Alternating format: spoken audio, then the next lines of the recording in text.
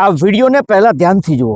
توانم میشد با این دست و پام کار میکردم زحمت این پورتا اینا دستکشن دوستان عزیز چیزی که نمیدونی الکی اینا دستکش نیست این دستکشه ببین اینجا دستکش دستش کرده تا تا آخره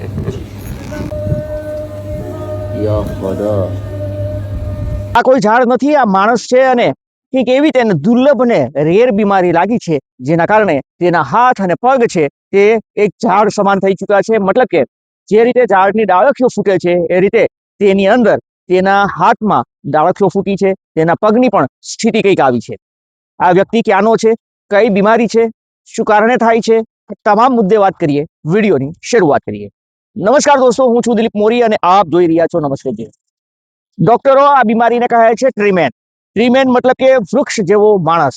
અને આ જે વ્યક્તિ દેખાઈ રહ્યો છે તે આપણા દેશનો નહીં પરંતુ પરદેશનો છે અને તેનું નામ અબ્દુલ્લા છે. અબ્દુલ્લા નાસિર નાતેજ હિસાદ નામનો આ વ્યક્તિ છે જે ઈરાનનો છે અને ઈરાનનું બલુચિસ્તાન છે. આ બલુચિસ્તાનના એક પ્રાંત છે ખાસ કરીને. આ પ્રાંતનો આ વ્યક્તિ છે. આમની ઉંમર 35 થી 40 વર્ષની છે અને તેમને 2 બાળકો છે, પત્ની પણ છે. પરંતુ છેલ્લા 20 વર્ષથી આ વ્યક્તિ છે જે આ પીડા ભોગવી રહ્યો છે અને તેના કારણે 20 વર્ષથી તે લોકોની સામે નહોતો આવી રહ્યો. પરંતુ 2025ના વર્ષમાં તેનો એક વિડીયો સોશિયલ મીડિયાની અંદર સામે આવે છે, આગની જે વાયરલ થાય છે. અને આ વિડીયો વાયરલ થયા બાદ ઈરાન અને અમેરિકાના એક બિઝનેસમેન છે બ્રાયન એથમાટી કરીને, તેણે આને કહ્યું હતું, તેને જાહેરાત કરી હતી કે તેની સારવાર હવે તે અમેરિકામાં કરાવશે. તમામ ખર્ચ છે તે આ બિઝનેસમેન ભોગવશે. પરંતુ 2026નું વર્ષ આવ્યું છે છતાં પણ આ ટ્રીટમેન્ટ શરૂ નથી થઈ, જેના કારણે આ વ્યક્તિ છે તે મુશ્કેલી ભોગવી રહ્યો છે. ત્યાં યુટ્યુબરો, સોશિયલ મીડિયા વાળા આ બધા જ તેના ઇન્ટરવ્યુ લેવા માટે પહોંચી રહ્યા છે, બતાવી રહ્યા છે કે આ પ્રકારનો કંઈક માણસ છે. આ વ્યક્તિ ડ્રાઇવિંગનું કામ કરતો હતો, પોતાના પરિવારનું ભરણ પોષણ છે તે ડ્રાઇવિંગ કરીને કરતો હતો. પરંતુ તેના હાથ અને પગમાં જ્યારથી આ રોગ શરૂ થયો છે ત્યારથી તેના હાથ અને પગ છે તે કામ કરી નથી શકતો, જેના કારણે તે પીડા ભોગવી રહ્યો છે. તેનો પરિવાર પણ પીડા ભોગવી રહ્યો છે કારણ કે તેનું ગુજરાન છે તે આ વ્યક્તિ ચલાવતો હતો. હવે વાત કરી લઈએ કે આ ટ્રીમેન નામની મતલબ કે માણસ ઝાડ બની ચૂક્યો છે એ બીમારી શું છે. સામાન્ય રીતે ભૂતકાળની અંદર મતલબ કે અનેક એવા ગ્રંથો છે જેની અંદર કહેવાય છે કે ઋષિમુનિઓ શ્રાપ દેતા તો માણસ પથ્થર બની જતો, માણસ ઝાડવું બની જતો. પરંતુ આજની દુનિયામાં આ બીમારીને કંઈક ડોક્ટરો છે તે જેનેટિક કહે છે, મતલબ કે વારસાગત હોય તેવું તેને આશંકા છે. આ બીમારીનો ઈલાજ છે તે હજુ સુધી નથી મળ્યો. પરંતુ આ વ્યક્તિએ 2020ના વર્ષમાં ટ્રીટમેન્ટ કરાવી હતી, સારવાર કરાવી હતી, પરંતુ પરિણામ એ આવ્યું કે આ બીમારી છે તે થોડા સમય બાદ વધુ બીચકી હતી. આને ઈવી કહેવામાં આવે છે, મતલબ કે આ જીનેટિક જે બીમારી છે તેને ઈવી કહેવામાં આવે છે અને તેની વેક્સિન છે તે પણ હોય છે, પરંતુ એ વેક્સિન ગેરંટી નથી હોતી કે તેમાં કારગત નીવડશે કે નહીં. સામાન્ય રીતે વાત કરીએ દેશી ભાષામાં તો આને એક પ્રકારનો મસ્સાની બીમારી કહેવામાં આવે છે. લોકોને મસ્સા થતા હોય છે, પરંતુ આ કંઈક અલગ પ્રકારના મસ્સા છે જે ધીમે ધીમે ભરડો લઈ રહ્યા છે. આ વ્યક્તિની શરૂઆતમાં ધીમે ધીમે તેને મસ્સા થયા હતા, એટલી ગંભીરતા નહોતી, પરંતુ ધીમે ધીમે તેણે વિકરાળ સ્વરૂપ ધારણ કર્યું છે અને વિકરાળ સ્વરૂપ ધારણ કર્યા બાદ તેના હાથ અને પગ છે તે કંઈક આ પ્રકારના થઈ ચૂક્યા છે.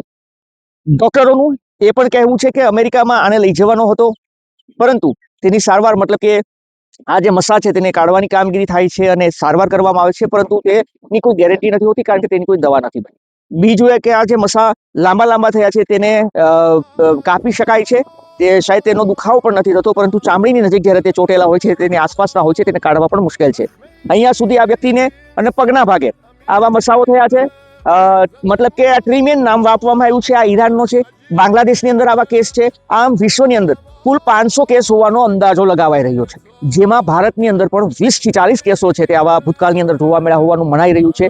2013 થી લઈને 2022 સુધીના આ આંકડા છે તે ઇન્ટરનેટ દ્વારા સામે આવ્યા છે. અમારો દાવો નથી, પરંતુ જેમાં ગુજરાતનું કરમસદ છે, તામિલનાડુ છે, કર્ણાટક છે, આવા અલગ અલગ રાજ્યોની અંદર આવા આપણા ભારતની અંદર 40 કેસ હોવાનું મનાઈ રહ્યું છે. દાવા નથી, ઇન્ટરનેટના માધ્યમથી. તો કંઈક આ બીમારી છે, આ પ્રકોપ છે. એવું કહેવાય છે કે સૂર્યપ્રકાશમાં વ્યક્તિએ ઓછું જવું જોઈએ, ચામડીનું કેન્સર થવાનો ખતરો છે તે વધુ રહે છે. સાથે સાથે આપણે એ પણ જણાવી દઈએ કે આ ચેપી રોગ નથી કે તેને ટચ કરવાથી કોઈને થાય છે. આ રોગ છે તે અમુક જ રેર લોકોને થાય છે, જેમાં પણ તેના ભૂતકાળમાં મતલબ તેનો ઇતિહાસ હોય છે, તેના જેનેટિક પરિવારનો એમાં કોઈને હોવું તો આવી શક્યતાઓ રહે છે. અને આ સિવાય પણ અમુક વાયરસ હોઈ શકે છે, જેના કારણે આવું થઈ શકે છે. જોકે નિષ્ણાંતોનું શું આને લઈને શું કહેવું છે તે સામે નથી આવ્યું, પરંતુ એટલું જરૂરથી આપણે કહી દઈએ કે અમે નિષ્ણાંત નથી, પરંતુ તબીબોને વધારે આ કેસને લઈને આ જે રોગ છે રેર, તે તબીબો પાસેથી જાણકારી મેળવી શકાય છે. એટલું જરૂર કહીએ છીએ કે કોઈ પણ પ્રકારની અલગ બોડી ઉપર એક્ટિવિટી દેખાય અથવા તો બોડી ઉપર કોઈ અલગ પ્રકારની વસ્તુઓ મતલબ ચામડી વધવી કે અન્ય કોઈ હોય તો ચામડીના ડોક્ટર અથવા તો નિષ્ણાંતોને બતાવવું જરૂરી છે. દોસ્તો, આપનું શું કહેવું છે, આપનું શું માનવું છે, જરૂર કમેન્ટ કરજો. ધન્યવાદ.